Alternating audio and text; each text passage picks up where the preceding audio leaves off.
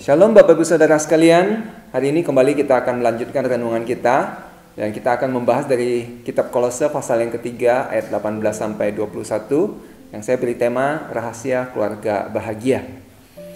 Saudara, pada tahun 1979 Mother Teresa dianugerahi hadiah Nobel Perdamaian. Dan ketika beliau menerima hadiah tersebut, beliau diberikan satu pertanyaan. Apa yang dapat kita lakukan untuk meningkatkan perdamaian dunia? Jawaban beliau adalah, pulanglah ke rumahmu dan kasihi keluargamu. Sebuah jawaban yang begitu sederhana, namun saya yakin merupakan satu hal yang tidak mudah untuk bisa dilakukan kebanyakan orang pada hari ini. Pulanglah ke rumahmu dan kasihilah keluargamu.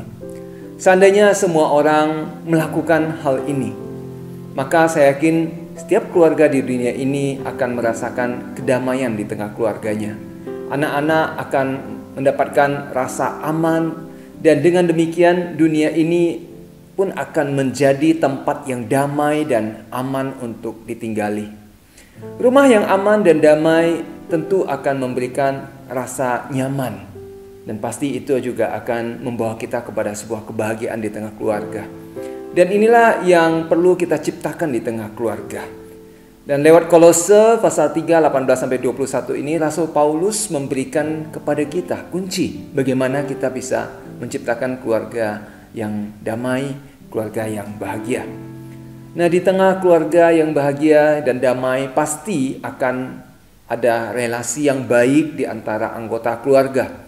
Dan bila relasi di antara anggota keluarga tidak terjaga, maka yang terjadi biasanya adalah pertengkaran, kesalahpahaman, saling menyakiti, dan pada akhirnya itu akan menimbulkan rasa tidak aman dan tidak damai di tengah keluarga. Nah, apa yang menjadi nasihat Rasul Paulus agar tercipta sebuah keluarga yang memiliki relasi yang baik? Yang pertama, Rasul Paulus menyinggung tentang bagaimana ada relasi yang baik antara suami dan istri. Suami diberikan sebuah otoritas khusus oleh Tuhan untuk memimpin rumah tangganya. Sehingga di dalam kesehariannya, istri dikatakan perlu tunduk kepada otoritas dan kepemimpinan suami ini. Dan hal ini tentu tidak ada kaitan atau tidak untuk merendahkan status dari wanita di hadapan para pria. Kepemimpinan adalah sebuah tugas yang Tuhan berikan kepada kepala keluarga untuk memimpin keluarganya kepada Tuhan. Ibarat ada sebuah mobil yang membawa satu keluarga, tentu hanya ada satu orang saja yang bisa diberikan tugas untuk menjadi supir. Dan suamilah yang diberikan tugas itu, dan dia harus membawa mobil ini kepada satu tujuan, yaitu kepada Tuhan. Kemudian Paulus juga memberikan nasihat kepada suami agar mengasihi istrinya dan tidak berlaku kasar, apalagi memukuli. Hari ini kita melihat banyak sekali terjadi KDRT seperti itu ya. Nah, wanita adalah makhluk yang secara fisik lebih lemah dan harusnya dilindungi dan juga dikasihi, bukannya dikasari. Dan hal yang kedua yang Paulus ingin sampaikan adalah agar terciptanya satu relasi yang baik juga antara orang tua dengan anak, di mana anak-anak diminta untuk menaati orang tuanya.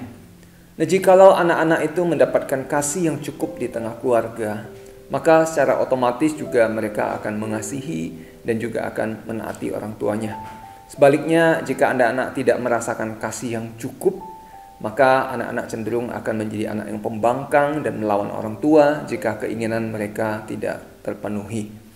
Dan yang terakhir, di sini Paulus juga menasihati para ayah agar dikatakan tidak menyakiti hati anak-anak. Mengapa perintah ini hanya diberikan kepada para ayah saja? Nah, jawabannya adalah karena sejak di dalam kandungan, para ibu sudah memiliki ikatan emosional dengan anak. Dan cenderung mereka lebih bisa memahami anak-anak mereka.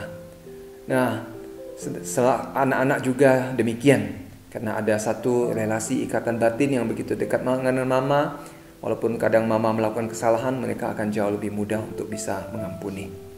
Sebagai orang tua, kita tidak boleh hanya menuntut anak kita untuk mengikuti apa yang menjadi harapan kita.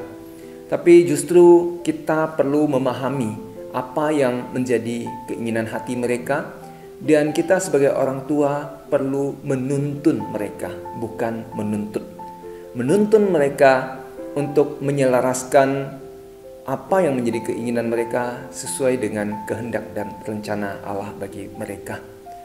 Sebagai kesimpulan, kita melihat kalau ada relasi yang baik antara suami dan istri, orang tua dan anak bisa terjalin dengan baik, maka yang pasti akan menciptakan suatu suasana yang menyenangkan di tengah keluarga.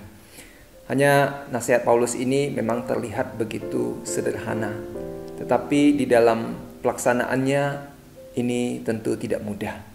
Maka itu mari kita berjuang bersama-sama untuk bisa menciptakan kedamaian dan kebahagiaan di tengah keluarga kita. Tuhan Yesus memberkati. Amin.